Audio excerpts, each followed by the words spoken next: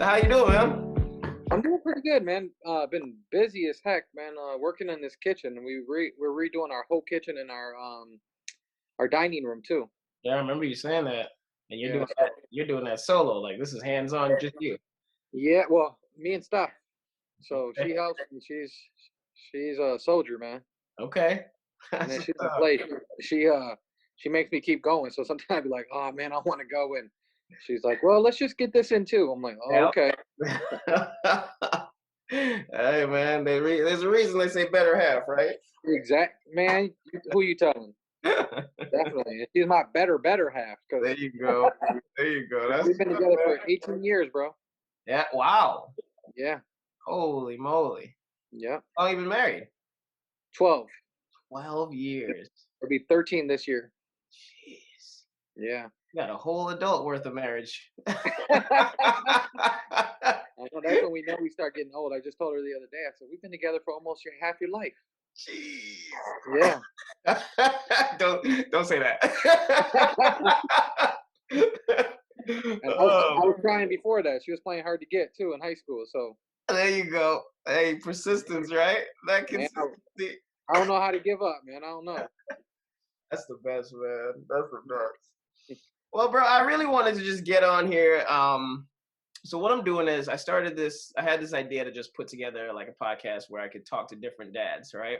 Yeah. Just like talking to people about their experiences as far as like being a dad, kind of the life situations they went through to get them to the point where they are today. Like what makes you not be a deadbeat dad, not be an abusive dad, not be a absentee dad, not be completely detached from everything. Like what makes you be a good person, a good dad to your child. And a lot of it comes from me just kind of doing some personal, just self observation and Yeah. think about the little things that cause me to want, like I'm a serial dad, right? Like this is Yeah. a mission, I like and, that. Yeah. and it's like I got that because obviously just digging back I realized just how much of that I didn't have. Yep. And so whatever the reason be, I'm like, okay, I'm curious what makes other dads tick, Yeah. what makes so let's just start out. Let's say your name, where you live, how old.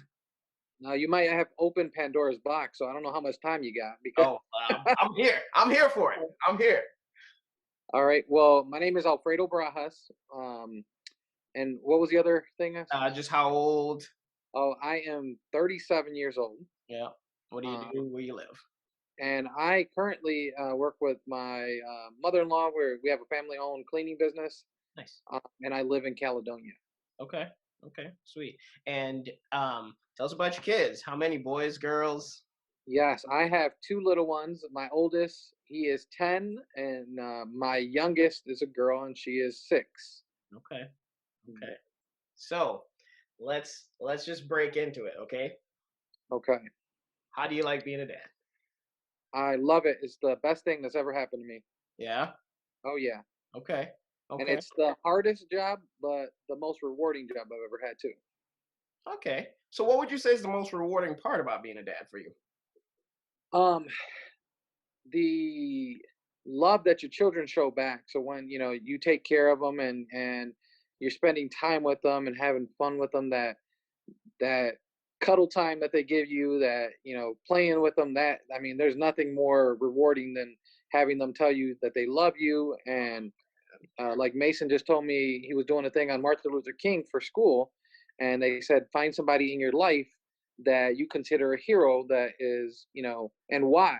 And he wrote about me, and he said because you save people and you change the world. Wow.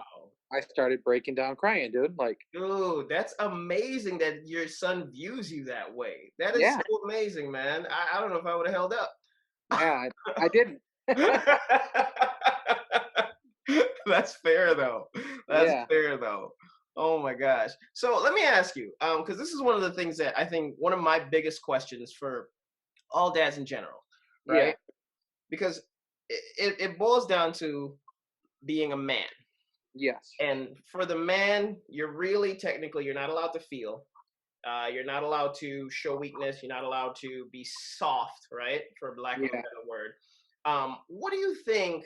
What experiences do you think you had in your life that allowed you to be at the point now where you can say, "Oh yeah, that made me cry." Like you have enough security within yourself to understand that the strength of a man is not in the ability to just be tough. It's more so in the ability to be strong for your family while still showing love, compassion, emotion. Like, what do you Yeah. think got you to that point in your life today? Well, what definitely brought me up to that point, and I was raised by a single mom, and I have two older sisters. Okay. So I saw it from that side. So I saw the caring, and I saw the, the loving portion of it, and then the lack of a father in the household made me also think. And the reason that my mother was not with my father also made me show, okay, because he was that type of man that the toughness, Yeah. and that type of thing, where society tells us that we can't do these things. But in reality, if you think about it, as a parent in general, but as a father, we're supposed to be protectors, right? Okay. So it's in our blood, it's in our instincts to naturally protect. So protection is also protection, or protecting them emotionally. It's protecting them physically as well, but I think the emotional aspect is just as important, because if we don't protect them, then who will? Absolutely. So Absolutely. yeah, growing up that way, and then growing up in an area or neighborhood or even a society where we were told, like you said, what toughness is, and not seeing any good fathers or male role models, positive males in life. The ones that I did see were either uh, abusive or absentee, like you said. Hmm. So that molded me. So I was actually pretty scared to become a father. I was scared to become a husband because I didn't know what a good husband or father was. Oh my gosh. Yeah. So it was like terrifying initially, and I said, you know what? I'm going to do everything opposite of what I saw growing up, and that worked out. I've been like that though, even before I had children. I've always been a protector. So with family, friends, let's say me and you hung out still, and we, actually after COVID, but or pre-COVID, and Right. we Right. went out and somebody was talking junk to you, not to say you couldn't handle yourself, but I'm a protector and I'm going to get in there. So Right. you can imagine how I'm going to be with my children. Oh my gosh. Absolutely. So, Absolutely. those type of things definitely affected the way I parent for sure. Okay, that's awesome, man. That is amazing. So even just like the idea of of going to yourself, this is what I went through, because realistically speaking, everything you go through, your experiences, they shape and mold you. Good or Yes. bad, they shape and mold you. So at that point, essentially what you're doing is you're going against everything you've been taught, Yep. go the other way and say Yep. that, or not everything, but a lot of things that you've been taught in that sense, and going, no, I'm going to pick something better. I Yep. mean, And that. go ahead, sir. Oh no, sorry. That I was just gonna say, and that's essentially what I've done.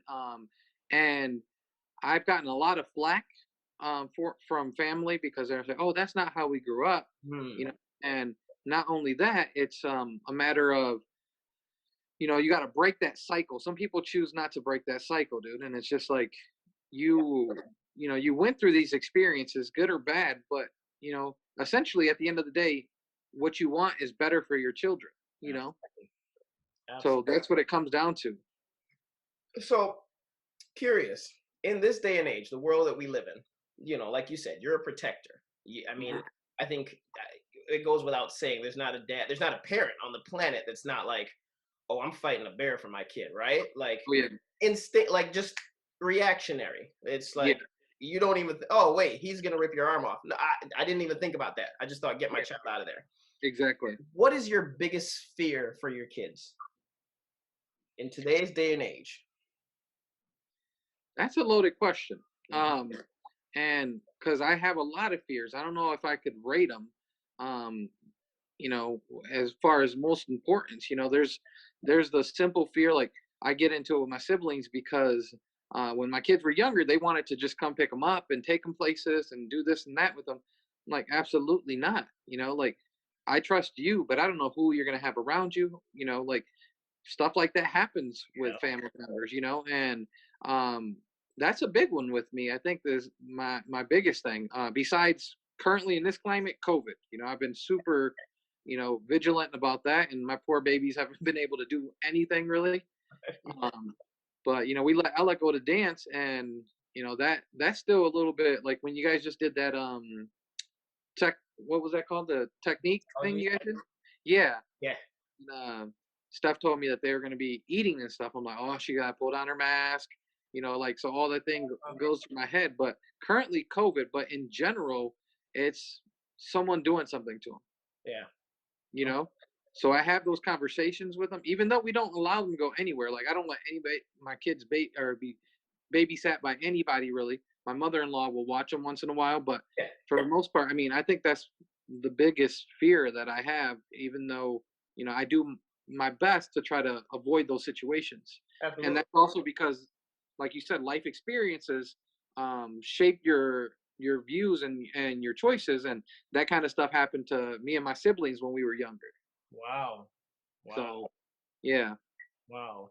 So I guess in the same line of questioning there, what would you say was one of the most negatively impactful parts of your childhood?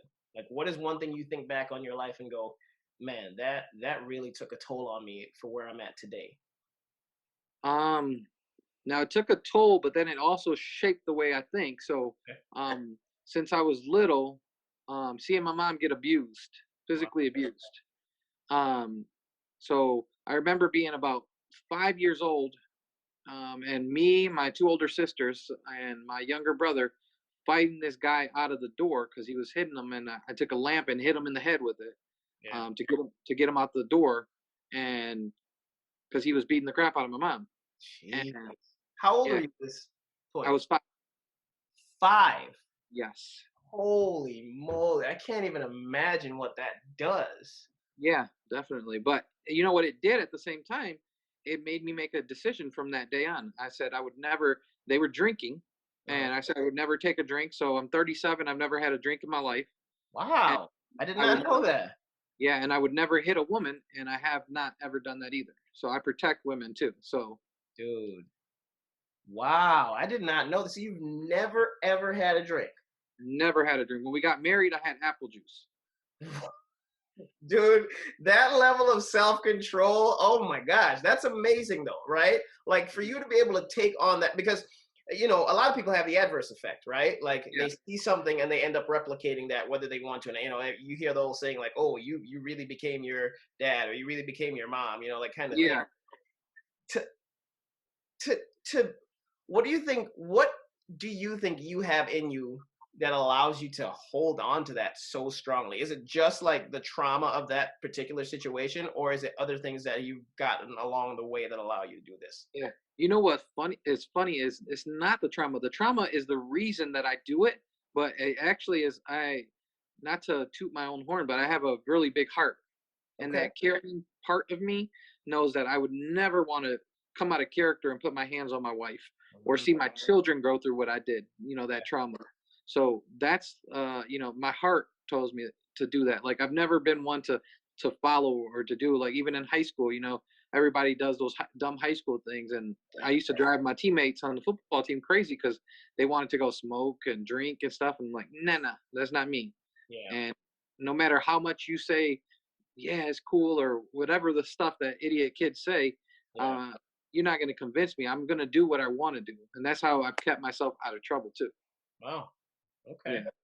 That's interesting. So, in that same light, what would be something that you did as a kid? Because we've all done stupid, right? Like eh, we try to be on the right path. Like in your case, you have your mother who's trying to probably steer you, keeping you in the right path. Same with me. It's just me and my mom. What have what have you done as a child that you look back on and you go, Lord, I hope my kid never does that thing? Like for me, I was telling it on the last episode where I at 12, 13 years old snuck out of my mother's house. This is when I still lived in the Caribbean. Snuck out of my mother's house. It, it, it was late. I should have been asleep. Yeah. Uh, my friends, older friends. So this is me, 13. My friends are probably 16, 17, 18, older kids, right? Older guys. Yeah. Um, the rules in the islands are a little different from the US. So Yeah. we're at a whorehouse. Yeah, at 12, Yeah. you're supposed to be in bed. Yeah. Granted, and I realized this after, like I realized this today, where I didn't go there with the intentions on, being past my age. I went there with the intentions of being around the guys. Yeah. Yeah. Like just never having that in my life, never feeling like I had that kind of, support, that kind of figure around me.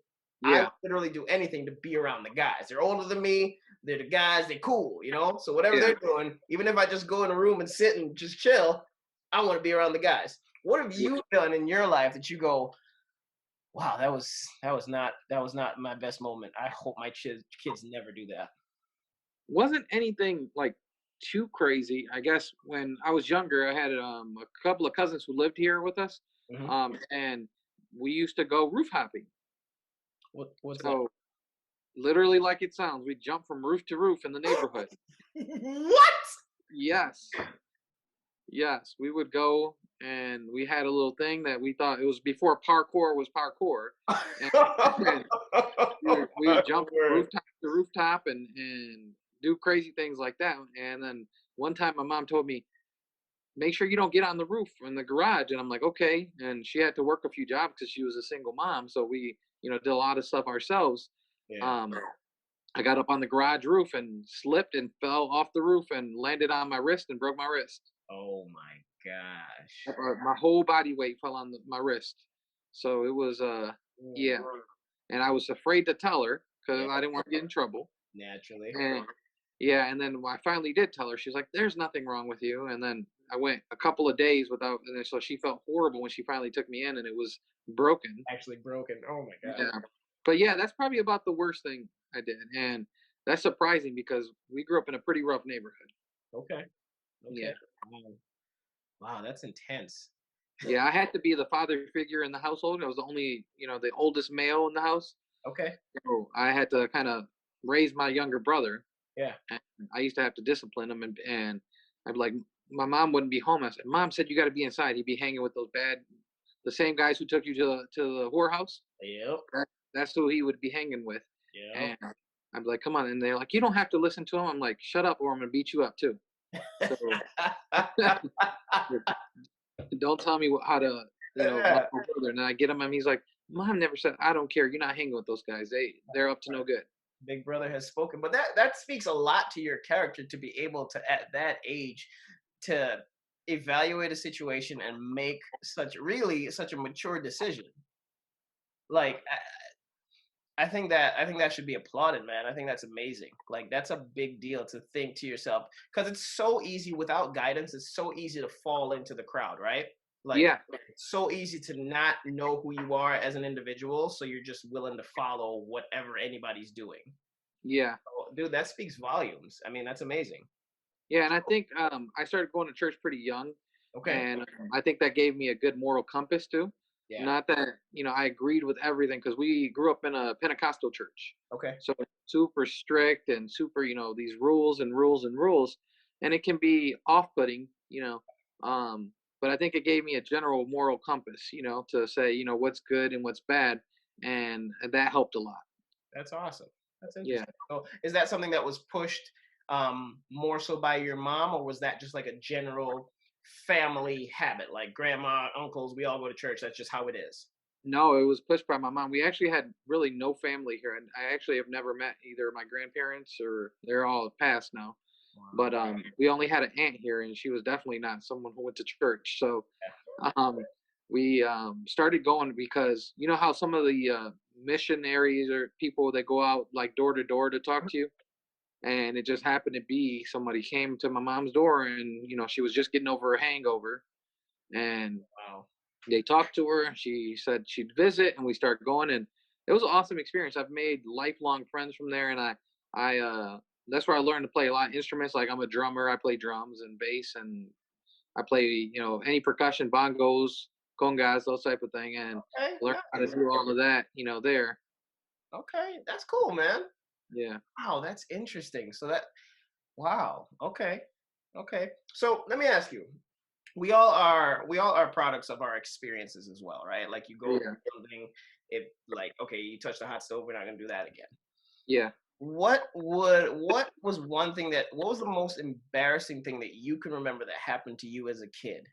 Like in out of your control, just something that's so embarrassing you think back to like, oh man, that happened. Wow. Shake my head.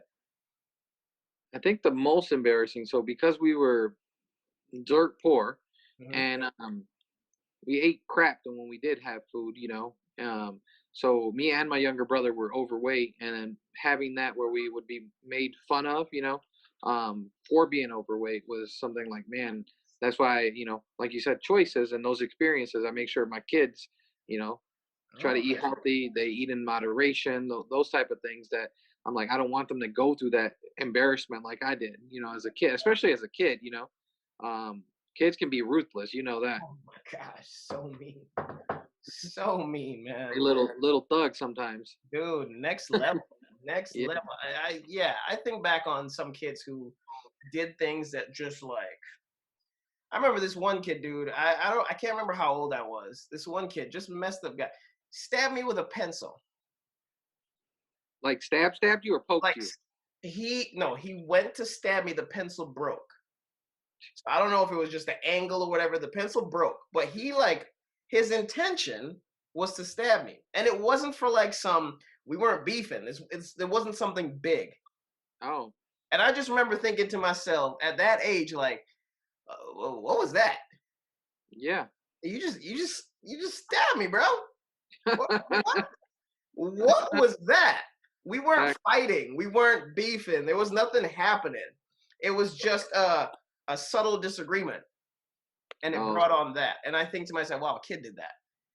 yeah. Now I think back to that and I go, what was his home life like? Oh, yeah. That could Definitely. be a reaction. Yeah, and that's a lot of reason too. I think I told you before. I love coaching kids. Yeah. To try to gear them because that helped me a lot too. When I was living in the projects here, and we had a coach that would drive around and try to find kids to fill his team with. And he came around and tried to recruit me. He saw me outside playing, and um, he's like, "You look like you're strong," and I'm like, "I am." And he was like, "Well, let me talk to your mom." So he went to talk to my mom, and my mom would not let me play, and she was afraid I was gonna get hurt. Naturally. And I'm like, "Mom, I really want to play. It really, it looks fun." By the time I was able to, they were out of equipment. By the time she agreed to it, Okay. um, and so I didn't get to play. It was seventh and eighth grade. It was 78ers they call it, and but because of his guidance, then I joined. For when I went to high school, he was the coach of the high school team, and then I ended up playing for him all those years. But then he was there, so we'd go work out together.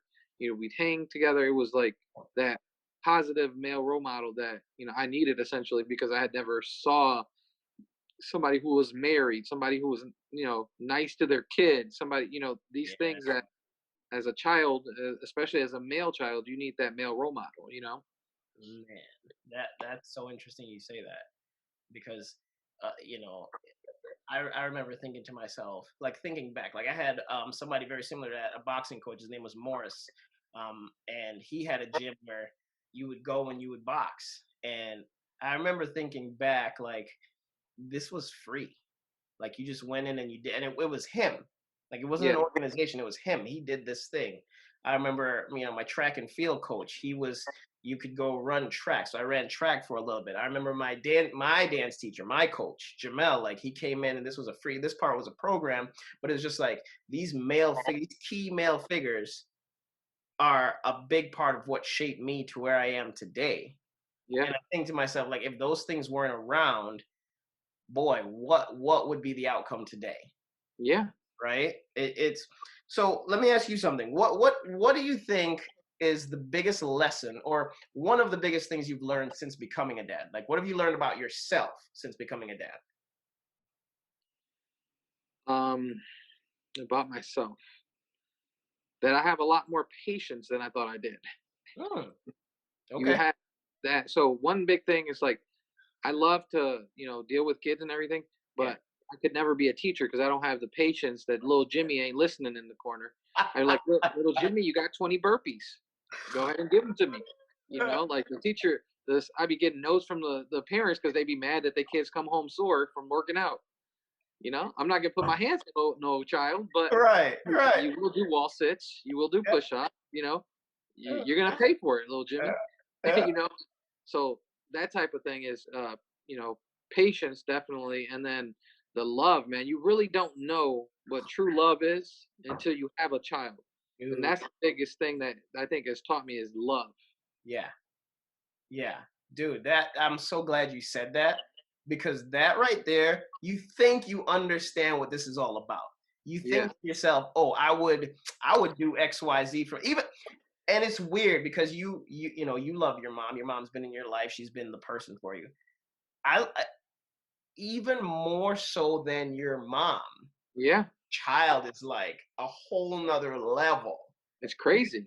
There are people who think to themselves, "Yeah, I know what deep love is. I love my parents. I love my family. I'd protect my family with my life." But then you have a child, and you're like, "Oh no, no, no, no! Yeah, This right here, crazy, and this, it's hard to explain if oh you my aren't god, a parent. You really cannot understand that. no, no, Yeah. The no, funny thing is, right, when Steph was pregnant with Mason, um, she was, talking to him in the belly. I would talk to her belly, whatever, and yeah, she's like, "Oh, I don't know why I said it. Looking back, is one of the dumbest statements I've ever made in my life." But I said to her, "I'm not gonna love, the baby as much as I love you, right?" Yeah, exactly. And oh my God, the moms have an advantage to us because they feel that baby growing inside them and oh moving my and god, everything. They connection, have an instant connection. Yeah. With us, until that baby's here, that connection doesn't start. yeah, And oh my God, when I saw him, it was just like I'm a big dude, you know that, yeah. and he melted me into nothing, man. When I saw him, it was just You bring, all that tough guy persona that the society tells us we're supposed to be. Like yeah, I don't care. I tell my son every day, at least 20 times a day, that I love him. And I show him that I love him, and I hug him and I cuddle him. And I do the same thing with my little princess. But it's to show that love, and it's okay. And I show him how he's supposed to treat his family, but also treat his future wife. yeah. I show my daughter, so a lot of people say to us, especially with a older boy, that chivalry is dead, Oh, and I say chivalry's not dead, it's just not taught. And so I show Mason how to open a door for a woman, you yep, know, pull out a chair, say welcome, thank you, just simple things, just out of respect for a woman, or respect in general. yeah. And I show, not only that, I show Ella the same thing so she can know what to expect when she does have a future husband, very, very long time from now. But So true, man. yeah, but So like if she has an expectation, like I want somebody to know, or for her to know that she has, an expectation. This is how my father treated me. This is the male role model in my life, and don't accept anything less. right, You right. know? That's fair. Like that. So that's one of the things. Like I do the same thing with my girls. Like Yeah. I have two little girls, and my biggest thing is teaching them because I just went through a divorce. I just went through like a whole 9 yards, and so like being able to redirect that energy and teaching my girls, okay, you know what? Dad took a whole lot of steps to become a person who I feel like is healthy enough to bring on the lessons for you that will allow you to know how you should be treated as an adult woman or even as a child. Like even Yeah. as a child, like little kids run around, they're like, yeah, like we said earlier, kids are mean, man. So Yeah. like teaching your kids the ability, like teaching them what the standards are. Yeah. You're a lady. Like one of the things I do this with my kids in general every single night. I tell my daughters every single night, you're smart, you're pretty, you're strong, you're brave, and daddy loves you. That's our ritual right after we pray. It's Every awesome. single night. I now the day to day, everything you learn, you you teach yourself. Like everything I say, I talk to my daughter. Hey, yes, beautiful. How you doing, honey? What do you need, princess? Like Yeah. this is my dialogue. Mhm. There's something in there that's gonna uplift you, help you understand this is your standard. This is where you're at. This is your standard. This is where you're at. Yeah. Accept nothing less. Yes. Amen, brother. So it's amazing that like, and again, you're a boy, you're a dad, you're a guy. You're not supposed to do that, Yeah. right? Like I went through the struggle when I was younger because I would try to figure out how to be a dad based on TV shows, based on look. I remember at the time I would look at my ex-wife at the time. I'd look at her married friends and go, "Oh, maybe this is a dad I should be." And then I'd meet another person. I'd go, "Oh, maybe this is a dad I should be," because I have no experience in how this works. I have no Yeah. concept of what a healthy father-kid relationship looks like. And I'm Yeah. literally just drawing from everything, looking like maybe this is the right way. Maybe this is the right way. Like I remember one point, dude, I got to the point where I was like, maybe I should be like one of those old 60s dads where I just walk in the house and I'll be like, somebody get me a beer and sit on the couch. And this is like an actual thing that I thought to myself, maybe this is the right way. Yeah. Well, I mean, you had no knowledge of anything else. You know what I mean? Yeah. And Yeah. that's what society puts forward for us. Especially as children, we're sponges. Mhm. And you soak up, the good and the bad. And that's why you do have to have that guidance or that goal. So with me, as I mentioned football earlier, I know if I didn't do good in the classroom, I couldn't play ball. you Yeah. know. And then I also wanted to make my coach proud of me. So I Absolutely.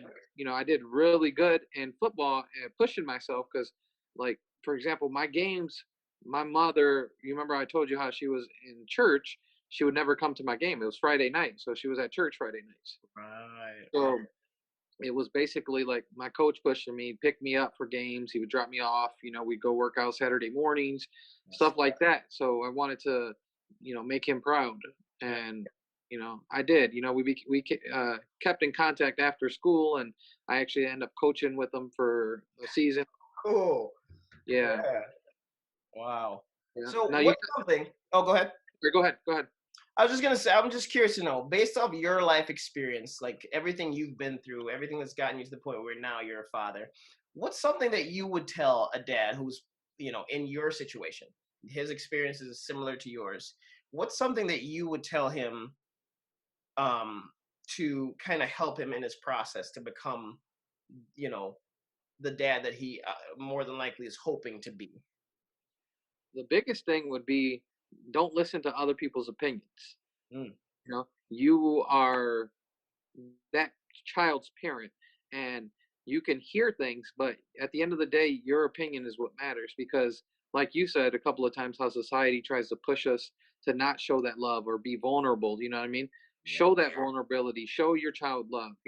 There's nothing stronger than showing your child love. That's the strongest you can be. absolutely, you know absolutely. Wow. Wow, that's amazing, dude. Any so do you have any questions for me at all? Like anything you'd like to ask me about my experiences or anything like that? yeah, so especially you being a girl dad, Yeah. um you know that I was so excited to become a father of a girl, but also, there's a huge double standard when it comes to girls and boys. How do you deal with a lot of that? Even at this age, society pushes certain things, on girls. How do you deal with that as a father? Honestly, I've gotten to the conclusion that I know for a fact my daughters are going to be who they are as people. And what I mean by that is like I know the concept of like this is what you're going to do is the most ridiculous concept I think. You honestly, you got to brainwash your kids. You got to brainwash them with everything because they're gonna test you. They're gonna go against the grain. Don't go in there. You're gonna get hurt. Well, am I though? I just want to see for myself. Yeah, They're gonna do that. So understanding that for me, my understanding is that my job is to get my children to the point where they are so like engulfed in this concept of they're confident, they're strong, they're brave, they're smart, they're beautiful. They have what it takes to be successful in society in whatever field they go out to do. If you decide to be a lawyer, you're gonna be the best one there is. If yeah, you go out to be you want to be a garbage woman, guess what? You're gonna be the best garbage woman that there is Yeah. because you understand that your self-worth, your self-confidence comes from within, and you're not looking for someone to fill that for you. So now you can actually enjoy your life and do things for the right reasons versus looking to fill a void. Yeah, and that's great, especially with the society now, with social media. You know, Yeah. like a lot of these kids put their self worth in likes Yeah. or Oh views. gosh. You know, and it's like, especially for our girls, you know, society shows them that they have to show skin. Yeah. You know, that they have to be provocative. Yeah. That they, you know, and I'll be watching something and we'll be watching a movie and I'll tell Steph like, "Babe, you think that outfit's appropriate?" I feel like an old man, you know, like, but I I know feel what you mean. uncomfortable. You Yeah. know, like why they got this little girl in this outfit like that? Gosh. Yeah. You know, you know, so like I said, it all goes back to experiences, like you said, and then I'm being a protector, and I don't even know this little, you know, girl in this movie, Right. but to me, that's like, come on, like don't push that. Even some of these little volleyball outfits that they have these girls in, they're cheerleaders. It's like, Yep. Why does it why have don't to they be like have? that? Yeah, why don't they have our boys like that then? You know, Right. like, Right. society, you know, okays it, and then if they have a boyfriend one week, another, then they fall into the category that they fast. You know, it's like The no, standards and are pretty different. yeah, and I lean more time. You know, I think my experience of having two older sisters and then my single mom, it makes me, you know, more understanding to the woman's point of view because I saw it. You know, Yeah. and then it also made me, I think, have a kinder heart. You know, because um, I'm nothing like my father was. I found out. You know, and I'm nothing like most males that I'm related to. You know, and I am 100% okay with that because I know my children love me. I know I'm a good father. I'm a good husband. Not perfect by any means, but I know I'm good. That's dope, bro. Yeah. Bro, I mean, that's amazing, man. Look, I can't thank you enough for taking the time out to do this, man. We got less than a minute here before it kicks me out, but I really do appreciate you doing this, man. This is awesome, and I think it's going to be something that's helpful for somebody out there. So, Yeah. brother, I do appreciate you, man. No problem. I'm honored by you asking me to do this, brother. And anytime I can help, let me know. Absolutely, bro. All right. Absolutely. You go enjoy the rest of your night, man. We'll catch up soon. Have a good one. Hey, you too. Thank you. Peace.